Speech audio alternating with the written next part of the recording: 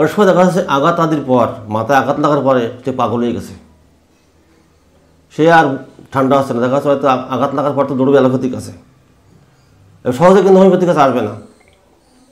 যখন দেখবে যে সে ভুল বকতে শুরু করে গেছে, এই পাগলের কাছে, পাগলা গারদে নিয়ে চল। যদি আপনাদের কাছে আসে, প্রথম চান্সে নেট্রাম সালফ দিয়ে দেবেন, একটা মাত্র মেডিসিন। আক্ষেপ বা খিঁচুনি বা বিকৃতি বা মস্তিষ্ক প্রদাহ, এক্ষেত্রে প্রতিটা কিন্তু নেট্রাম সালফ আছে, আমি বলে গেছি। কিন্তু আর্নিকা মাউন্ট প্রথম চান্সে বলেছি যদি একটু পুরনো হয়ে যায় কেসটা, অর্থাৎ তার মাথার বিকৃতি ঘটে গেছে, ব্রেনের গণ্ডগোল এসে গেছে, সেক্ষেত্রে নেট্রাম সালফ আসবে। মনে রাখবেন, যখনই কোনো ব্রেনের গণ্ডগোল হবে, এমার্জেন্সি ক্ষেত্রে প্রথম চান্স যদি আসে আর্নিকা, একটু পুরনো হয়ে গেলে সেক্ষেত্রে নেট্রাম সালফ। আর দেখা যাচ্ছে আজকে আঘাত লাগলো, চলে হলো, আর্নিকা দিয়ে দেবেন। 10 দিন পরে হলো, তখন নেট্রাম সালফ দেবেন।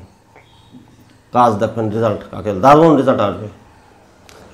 নেট্রাম সালফ দেন 30 পাওয়ার, যদি 3 বার দেবেন পরপর 3 দিন, তারপর ডোজটা কমিয়ে দেবেন। এবং যেহেতু তার ব্রেনের পর আঘাত লাগিয়েছে, যার জন্য ভুল বকতেছে, এক্ষেত্রে ম্যাকফসটা দিতে পারেন। ম্যাকফস দিলে কী হবে, কি নার্ভের আঘাত লাগিয়েছে, মাংসতে আঘাত লাগিয়েছে, ব্রেনে আঘাত লাগিয়েছে, ম্যাকফসে খুব ভালো কাজ করে, ব্যথাটা কমে যাবে, মাথার ভিতরে যে যন্ত্রণা ব্যথা ওটি কমে যাবে, থাকবে না। কোনো লোকের বা কোনো রোগী যদি মেরুদণ্ডে বা মস্তিষ্কে আঘাত লাগে, মেরুদণ্ডে বা মস্তিষ্কে, হয়তো মেরুদণ্ডে আঘাত লাগলো বা মাথায়, মেরুদণ্ড সমেত মাথায় আঘাত লাগলো, আঘাতটা 2 জায়গায় লাগেছে, মেরুদণ্ড লাগেছে আর মাথায় লাগেছে, সেক্ষেত্রে আর্নিকা মাউন্ট, হাইপেরিকাম, সিকুটা ভিরোসা, বেলিস ফেরেনিস, এই কটা মেডিসিন কিন্তু অত্যন্ত গুরুত্বপূর্ণ, মনে রাখবেন। হাইপেরিকাম, আর্নিকা মাউন্ট, সিকুটা ভিরোসা এবং বেলিস ফেরেনিস। হাইপেরিকাম এবং বেলিস ফেরেনিস কিন্তু নার্ভের উপর, মানে স্নায়ুর উপর কাজ করে হাইপেরিকাম। আর্নিকা মাউন্ট হচ্ছে মাসেলের উপর কাজ করে, আর সিকুটা ভিরোসা কিন্তু মাসেল এবং হাড়ে দুটোর উপরই কাজ করে। সুতরাং সেভাবে বুঝিয়ে ওষুধ দিতে হবে। ওষুধ দিলে কী হবে, রোগী অতি সত্তর সুস্থ হয়ে যাবে। যদি দেখা যাচ্ছে 1 ঘন্টা পর পর যদি চেঞ্জ করে দেন 30 পাওয়ার, তাহলে কিন্তু অসুবিধা নেই, পর্যায়ক্রমে দিতে হবে। হয়তো হাইপেরিকাম দিয়ে দিলাম, 1 ঘন্টা পরে দিলাম বেলিস ফেরেনিস 30 পাওয়ার, এরকম করে দিতে পারেন। সঙ্গে ক্যালকেরিয়া ফসটা থাকবেন, কারণ হাড়ে আঘাত লাগেছে, মেরুদণ্ড হাড়, মাথা হাড়, সেক্ষেত্রে ক্যালকেরিয়া ফসটা আসবে। 30x বা 12x 4 করে ট্যাবলেট দিনে 3 বার, সকাল দুপুর রাত্রি, গরম জলের সাথে দেবেন।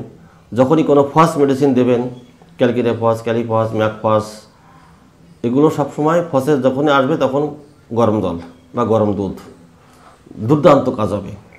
অর্থাৎ মেরুদণ্ডে বা মস্তিষ্কে আঘাত লাগলে এই যে মেডিসিনগুলো বললাম, এইগুলো অভ্যর্থ মেডিসিন, কিন্তু দেখতে হবে যে কোন ক্ষেত্রে আসতে পারে, রোগীর সিমটমটা কী, রোগীর পরিস্থিতিটা কী, সেভাবে মেডিসিন দিতে হবে। যদি দেখা যাচ্ছে দীর্ঘদিন হয়ে গেছে, পুরো রোগী 15 দিন 20 দিন 1 যেটা মার, কারণ প্রথম সাথে আমাদের কাছে আসে না, আগে দৌড়ে অ্যালোপ্যাথির কাছে শিগগির সারবো, তখন সেখানে কাজ না হয়, তারপরে বলে চলতে হোমিওপ্যাথির কাছে যাই, কাজ হয় নাকি, পূর্ণ হয়ে যায় যখন, সেক্ষেত্রে কিন্তু হাইপেরিকামের কথা চিন্তা করতে হবে, তখন আর আর্নিকা মাউন্টের কথা চিন্তা করা যায় না। প্রথম চান্সে আর্নিকা মাউন্ট, পূর্ণ হয়ে গেলে তখন অন্য অন্য মেডিসিন চিন্তা করতে হবে। বেলিস ফেরেনিস আছে, হাইপেরিকাম আছে, সিকুটা ভিরোসা আছে, সেগুলো চিন্তা করতে হবে, অবশ্যই কাজ হবে। সুতরাং কোনো রোগী যখন দেখব, তখন তার ভালো করে পুঙ্খানুপুঙ্খ তার জিনিসটা শুনতে হবে, তার সিমটমটা শুনতে হবে, তার রোগের বিবরণটা নিতে হবে, তারপরে মেডিসিন প্রয়োগ করলে 100% কাজ সাকসেসফুল, কোনো ভুল নাই।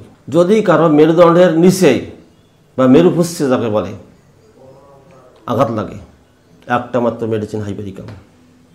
অনেক সময় দেখা যাচ্ছে কোনো কোনো রোগী উপরেতে পড়ে যায়, গাছেরতে পড়ে যায়, ফাঁসার তলায় আঘাত লাগে, ফাঁসায় আঘাত লাগে, ফাঁসার আটাই নিচে পড়ে, তো ফাঁসায় আঘাত লাগে আর মেরুদণ্ডের লাস্টে আঘাত লাগে, তাকে বলে পিক্স অংশ। একটা মাত্র মেডিসিন হাইপেরিকাম, দ্বিতীয় কোনো মেডিসিন প্রয়োগ নেই। এখানে বেলিস ফেরেনিস চলে, কিন্তু প্রথম চান্সে বেলিস ফেরেনিস দিলেও দেওয়া যায়, কিন্তু হাইপেরিকাম বেস্ট ওষুধ। যদি বয়স্ক লোক হয় 200 পাওয়ার দেবেন, যদি বাচ্চা হয় 30 পাওয়ার দেবেন, তবে 30 পাওয়ার যথেষ্ট, কারণ প্রথম চান্স আসলে বয়স্ক হোক আর বাচ্চা হোক 30 পাওয়ার যথেষ্ট। বয়স্ক হলে একটু কী করবেন, 30 পাওয়ার 2 ঘন্টা পর পর দেবেন বা 1 ঘন্টা পর পর দেবেন। যখন দেখবেন যে ব্যথা কমে গেছে, তখন ডোজটা কমিয়ে দিতে হবে। আর সঙ্গে দেবেন কি, ক্যালকেরিয়া ফস, কারণ হাড়ে আঘাত লাগেছে, হাইপেরিকামের সঙ্গে ক্যালকেরিয়া ফসটা চলে, কোনো ভুল নাই, সেরে যাবে। অর্থাৎ প্রত্যেকটা মেডিসিন যখন দেবেন, তখন রোগীর ধাতুগত, চরিত্রগত সব দিকে বিবেচনা করে কিন্তু মেডিসিন প্রয়োগ করতে হবে, তাহলে কিন্তু কাজ অবশ্যই হবে। আন্দাজে ভর দিলে কাজ হবে না, আঘাত লাগে হাইপেরিকাম দিয়ে দাও, কখনো কাজ হবে না। রোগীকে আবার করে ডায়াগনোস করতে হবে, নির্ণয় করতে হবে, তারই কাজ হবে, তার নাহলে কাজ হবে না। চোখের তারা যদি আঘাত লাগে কী দেবেন? চোখের তারা আঘাত লাগিয়েছে মানে চোখের মণিতে যাকে বলে, তারা মানে মণি। সিম্পয়টাম একটা মাত্র মেডিসিন, সে আর্নিকা চলবে না।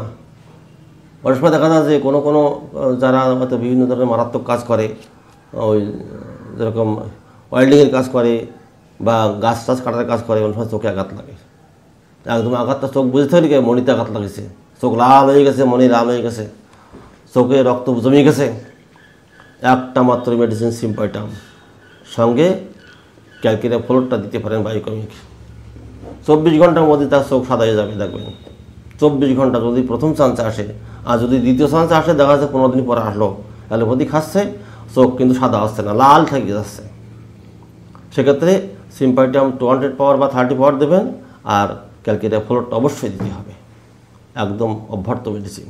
কিন্তু যদি চোখে যদি ধুলোবালি যায়, দেখা যাচ্ছে মাঠে গেছে ঝড় ছেড়ে দিয়েছে, মাঠে গেছে ঝড় ভালো মতো ছাড়া ছাড়িয়েছে, আর যত ধুলো সব চোখে যেয়ে হাঁটাইছে, কী করবেন? Arnica Mont. কোনো লোক হয়তো মাঠে গেছে কাজ করতেই 36 মাসের রোদ্রের সময়, আর জল ছেড়ে দিয়েছে, আর যত ধুলো সব চোখে যেয়ে ভরেছে, আর চোখ মেলতে পারছে না, শুধু জল বেরোচ্ছে চোখে, ধুলো ভর্তি হয়ে গেছে কিন্তু চোখের ভিতরে। আর্নিকা মন্ট দিয়ে দেবেন সকালে, রাত্রিবেলায় দেখবেন সকালে সমস্ত ময়লা বেরিয়ে গেছে। এটা কিন্তু প্রচুর ঘটে আমাদের সমাজে, বিশেষ করে গ্রামের দিকে। শহরের দিকে যাই কম ঘটে, ধুলোবালি কম আছে, কিন্তু যারা গ্রামে বাস করে তাদের কিন্তু বিশেষ করে 34 বৈশাখী জ্যৈষ্ঠ মাস নাগাদ যখন রোদ্দুরের তাপ হয় বেশি, ধুলোবালি বেশি হয় রাস্তাঘাটে, তখন কিন্তু এই সমস্যাগুলো হয়। হয়তো মাঠে গেছে গরু চড়াতি, বা মাঠে গেছে লাঙল ষষ্ঠী, বা মাঠে কোনো কাজ গেছে, বা কোনো জায়গায় কোনো ঘুরতে গেছে, ধুলোবালি আরম্ভ হয়ে গেল, বাতাস ঝড়, সমস্ত ধুলো চোখে চলে গেল। একটা মাত্র মেডিসিন আর্নিকা মন্টেনা, 30 পাওয়ার দিয়ে দেবেন, 2 ঘন্টা পর পর দেবেন, দেখবেন 3-4 ডোজ খাওয়ানোর পরে রাত্রি শুয়ে থাকবে, সমস্ত ময়লা বেরিয়ে গেছে, চোখ পরিষ্কার, সকালে এসে দেখবেন। এই মারাত্মক মেডিসিন এটা। চোখের অস্ত্রোপচার করার পরে যদি চোখের মধ্যে রক্ত জমে যায়, কী মেডিসিন দেবেন? অস্ত্রোপচার করার পরে কিন্তু সেক্ষেত্রে রিডাম্পাল।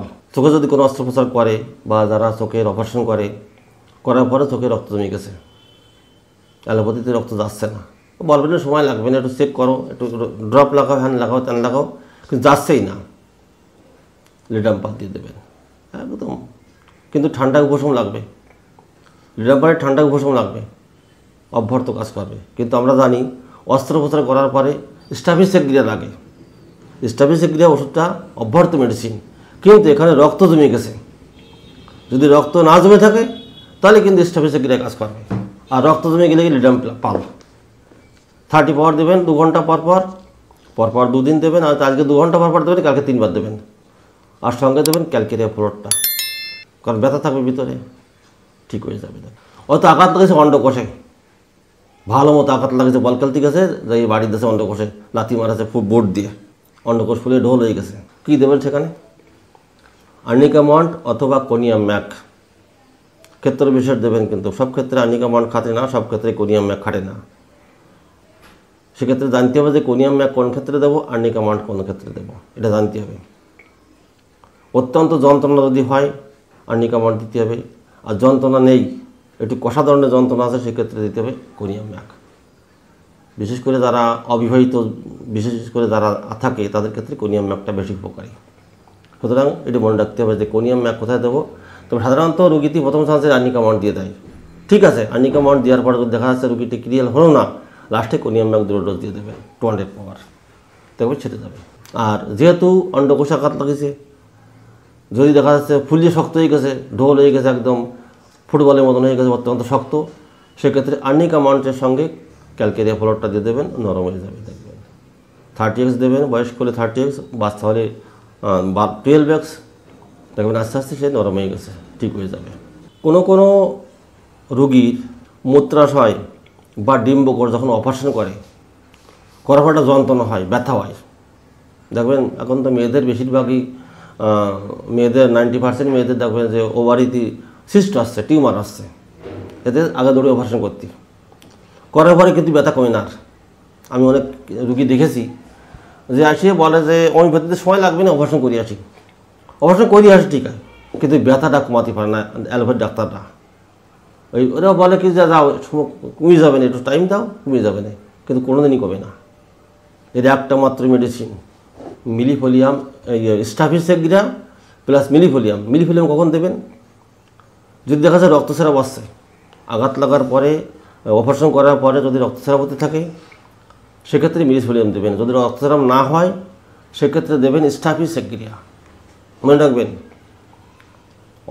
মানে কোনো অপারেশনের পর ডিম্বকোষ, ওভারি বা জরায়ু যেখানে অপারেশন করুক না কেন, করার পর যদি রক্তস্রাব হতে থাকে সেক্ষেত্রে মিলিফোলিয়াম দেবেন। যদি রক্তস্রাব না হয় সেক্ষেত্রে স্টাফিসেগ্রা দেবেন 30 পাওয়ার, দিনে 3 বার দেবেন। আর সঙ্গে দেবেন কি ম্যাকফস, কারণ এখানে তো হাড় নেই, এখানে সব আসছে মাংস, সব মাংস, এখানে হাড় একটাও নেই। এখানে ম্যাকফসটা দুরন্ত কাজ করবে। গরম জলের সঙ্গে দেবেন 4 করে ট্যাবলেট, দিনে 3 বার বা 2 বার দেবেন 12x। আর স্টাফিসেগ্রা 30 পাওয়ার, দিনে 2 বার বা 3 বার। ক্ষেত্র বিশেষ হয়তো দেখা যাচ্ছে আজকে 3 বার দিলেন, কালকে 2 বার করে সকালে বিকেলে পরপর 3 দিন দিয়ে বন্ধ করে দেবেন, কিন্তু ম্যাকফসটা চলবে। 4 করে ট্যাবলেট দিলে 3 বার বা 2 বার চলবে। 12x হলে 3 বার আর 30x হলে 2 বার, একদম তাড়াতাড়ি করে সেরে যাবে। সুতরাং আঘাতের প্রচুর মেডিসিন, বিভিন্ন জায়গায় আঘাতের বিভিন্ন রকম মেডিসিন। আমরা আঘাত লাগলে যে আর্নিকা মাউন্ট যাবো তা তখন যাবো না, বহু রকম আঘাত আছে। যার জন্য আঘাতের উপর একটা ভিডিও আপনাদের সামনে আমি দিতে ইচ্ছা করছে, যে এটা দিয়ে দিই যাতে আপনাদের সুবিধা হয়। যারা নতুন চিকিৎসক বা যারা হোমিওপ্যাথিকে পছন্দ করেন তাদের উদ্দেশ্যে আমার বক্তব্য যে আমি এরকম ভিডিও প্রচুর দেবো, কিন্তু আপনারা গুরুত্ব দিয়ে দেখবেন, সাকসেসফুল অবশ্যই পাবেন, জীবনে কোনো ভুল নাই। আর আঘাতের উপর আমরা খালি আর্নিকা মাউন্ট দেবো না, ক্ষেত্র বিশেষ অস্ত্রোপচার একটা আঘাত, কিন্তু কেটে ফেলা দিচ্ছে তার আঘাত লাগিয়েছে সেখানে, এটা মনে করতে হবে যে আঘাত অনেক রকম আছে, শুধু আর্নিকা মাউন্ট যে আঘাতের তা না। ক্ষেত্র বিশেষ আঘাতের প্রচুর রকম মেডিসিন আছে, সেই মেডিসিন আমরা ক্ষেত্র বিশেষ প্রয়োগ করব, রোগী অবশ্যই সুস্থ হবে। একটা ভদ্রলোক, তার বুকে একটা ফোড়া হয়েছিল, মারাত্মক ফোড়া হওয়ার পরে হোমিওপ্যাথির কাছে গেছে, কী ওষুধ দিতে জানি, কিচ্ছু হয়নি ফোড়া। অ্যালোপ্যাথির কাছে গেছে, অ্যালোপ্যাথির কাছে যাওয়ার পর অপারেশন করেছে। করার পরে সেখানে 4 আঙ্গুল ব্যাপী একটা টিউমার মতন হয়ে গেছে, শক্ত, মানে মাংসপিণ্ড জড়াই গেছে, একদম পুরো 4 আঙ্গুল ব্যাপী একটা মাংসপিণ্ড হয়েছে। অ্যালোপ্যাথির কাছে গেছে, 2 বার অপারেশন করাই গেছে, কিন্তু সারিনি। ওই অপারেশন করার পরে ঠিক হয়ে যায়, পরে আবার জাত হয়ে যায়। আমার কাছে এসছে প্রায় 1 বছর পরে, অপারেশনটা 1 বছর পরে এসছে। এরপর কিন্তু 2 বার অপারেশন করার পরে আবার 1 বছর পরে এসছে, আবার সেই 4 আঙ্গুল মতন লম্বা আকারের মাংসপিণ্ড হয়ে গেছে, দাগ আছে ওখানে, অপারেশনের দাগটা আছে। এসে বলছে, কাকা অপারেশন তো 2-3 বার হয়ে গেল, মানে ফোড়ার 1 বার অপারেশন করেছি, তারপরে এটা আবার 2 বার কাটেছি, 3 বার হয়ে গেছে, কিন্তু সারতেছে না। সব টিভি দেখে দেখলাম যে স্টাফিসেগ্রার লক্ষণ। তাকে স্টাফিসেগ্রা 200 পাওয়ার 6টা ডোজ দিলাম, 6টা ডোজ, আজকে 2, কালকে 2, পরশু 2। আর সঙ্গে দিলাম কি ক্যালকেরিয়া ফ্লোর 30x, 4 করে 2 বার। 15 দিন পরে এসে বলছে, কাকা ব্যথাটা অনেকটা নরম হয়ে গেছে, ফোলাটাও কমে গেছে। আমি বললাম 6 মাস লাগবে না তোর। 6 মাস তো লাগবে না, লাগেছে তো 2 মাস। পরে দিলাম স্টাফিসেগ্রা 1M 4টে ডোজ, সেরে গেল।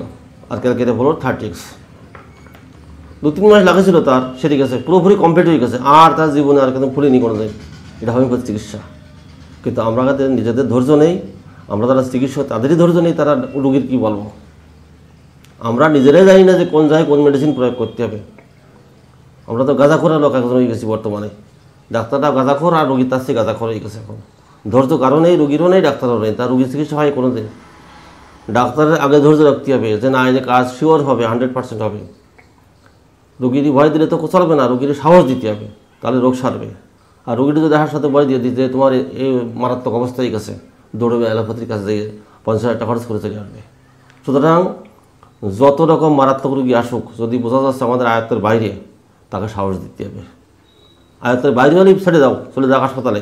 আর আয়ত্তের ভিতরে এটা মনে রাখতে হবে, কিন্তু রোগীরই বলা যাবে না, চেষ্টা করে দেখি হয়তো ঠিক হয়ে যাবে না। অর্থাৎ রোগীরই সাহস দিতে হবে সবসময়, না তোমার কিছু হয়নি। ডাক্তারের কথায় রোগী বারণা সুস্থ হয়ে যায়, ডাক্তারের কথায় রোগী বেড়ে চলে যায় চেম্বার থেকে। এটা মনে রাখবেন যে ডাক্তারের কথায় রোগী সুস্থ হয়ে যায়, আর ডাক্তারের কথায় রোগী চেম্বার থেকে বেড়ে যায়, সেরকম কথা বলতে হবে, তাহলে রোগ সারবে, রোগ সারবে না। অর্থাৎ রোগী যখন আসবে তখন মনে করতে হবে যে না, আমরা রোগীটি ভাববে যে আমি ভগবানের কাছে আইছি, আমার রোগ সেরে যাবে না। সেরকম ব্যবহার, সেরকম আচরণ, সেরকম কথাবার্তা বলতে হবে, তাহলেই রোগী সুস্থ হবে। তার কারণ মনের রোগ আছে বেশি, মানুষের মনেই বেশি রোগ হয়। তার মনে যদি স্যাটিসফ্যাকশান আসে রোগ সারতে বাধ্য, আর যদি মনে স্যাটিসফ্যাকশান না আসে তাহলে তার রোগ সারবে না।